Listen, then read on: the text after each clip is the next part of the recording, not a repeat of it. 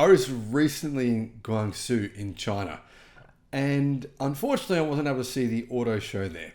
I was there to test drive the new Geely EX5, which is a direct rival to the BYD Atto 3. It's better, it's coming soon. It's definitely worth considering buying one of those. But the Guangzhou Auto Show, which I unfortunately wasn't able to see, is one of the biggest auto shows in the world.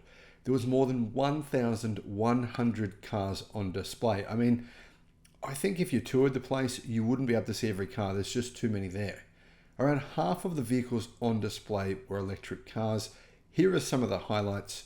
Hello, my friends. Welcome to the channel. Great to have you with us. I'm Sam Evans. You're watching the Electric Viking.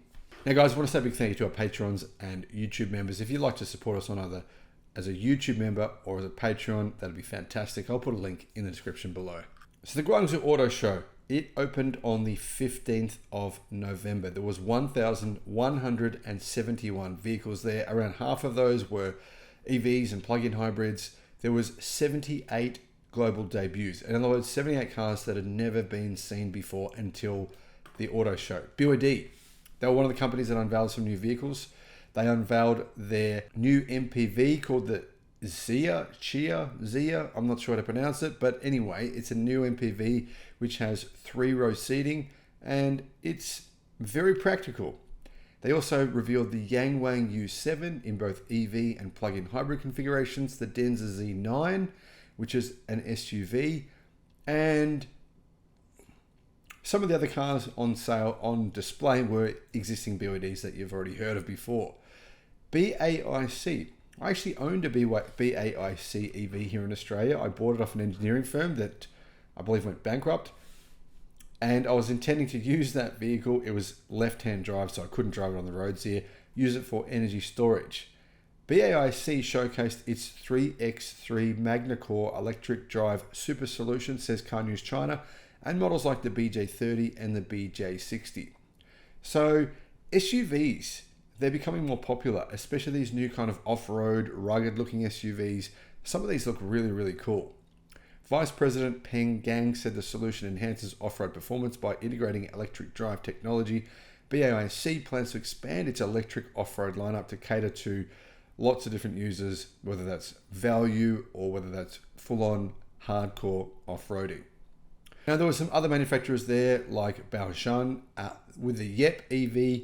That's like a mini electric SUV. Those cost about $10,000 or a little bit less than that.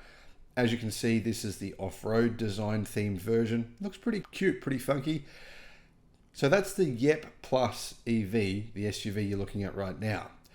GAC Honda, so that's a joint venture between GAC and Honda. They showcased their new EV sub-brand called Yep, or YEP, YE capital P. Yeah, anyway, very strange. But this is the Yep 7. So the Yep 7 to me looks a little bit like the vehicles that Toyota unveiled. Toyota unveiled the BZ7. They also have the BZ3C and the BZ3, which are all Chinese only electric cars. If you want to see my video on those new Toyota EVs, I'll put a link in the description below. Dongfeng Nissan, who are obviously Nissan are struggling a lot in China.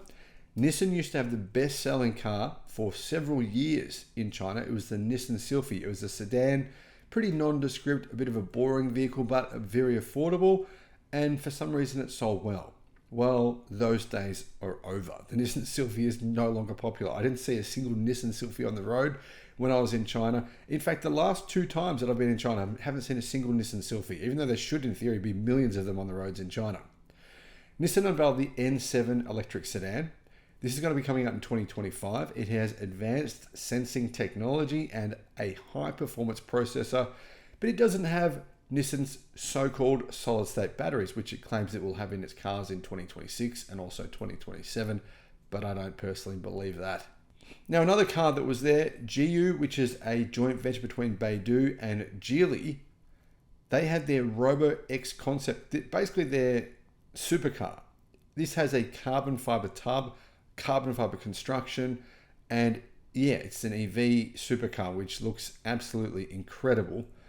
And the idea here is to make an electric supercar lightweight. Like for example, BYD's electric supercar, it's amazing. It's the fastest Chinese car you can buy. It does 400 kilometers an hour, but it also weighs 2,550 kilograms. It weighs not much off 6,000 pounds. So the idea with this supercar is to make it as lightweight as possible. Lynk & Co, they also unveiled their new EV there, which had been seen before. And that Lynk & Co new EV is essentially the Zeekr X. It's a coupe version of the Zeekr X. Of course, Zeekr was at the show. Xpeng were at the show with the P7 Plus and the Mona, and also their new flying car, which is actually a car. Looks a lot like a Cybertruck, but it's also has the ability to fly, which is quite amazing. By the way, Xpeng are building a factory because they have more than 10,000 orders for these flying cars at a cost of $200,000 each. So that could be a significant part of Xpeng's business going forward. Who would have thought? I thought this was just a fad, a niche thing, but it's actually really taking off. And it looks as though people in China are going to be flying around in Xpeng helicopter car thingies within a year or two, which is going to be really, really interesting. Now, I've sat in one of these and they're pretty funky. They're pretty cool. They're made of carbon fiber. But the version 1 of this is essentially like a drone that you can sit in. Version 2 is actually a car, it looks like a Cybertruck, but then it turns into a flying vehicle as well. Now, of course, NIO was at the event as well with a new Firefly brand, and also the NIO Envo, which is a competitor to the Tesla Model Y. Zeekr had their 007 FR, or there's the performance version of the 007. Now, Geely were there with the new EX5. If you want to see my video of the Geely EX5, I'll put a link in the description. There were so many cars there. I mean, hundreds and hundreds and hundreds. So this is the kind of show, this is the kind of auto show. Imagine if something like this was outside of China. It would be crazy. People would be just absolutely fascinated, because remember, there's hundreds of car brands in China. Many of them you've probably never heard of. Some of them, to be honest, are pretty crappy. Some of them are pretty good. Some of them are really good. And some of them you just don't know. It's like, what's that? That looks good, but I don't know if it is. Let me know your thoughts in the comments. Thanks for watching.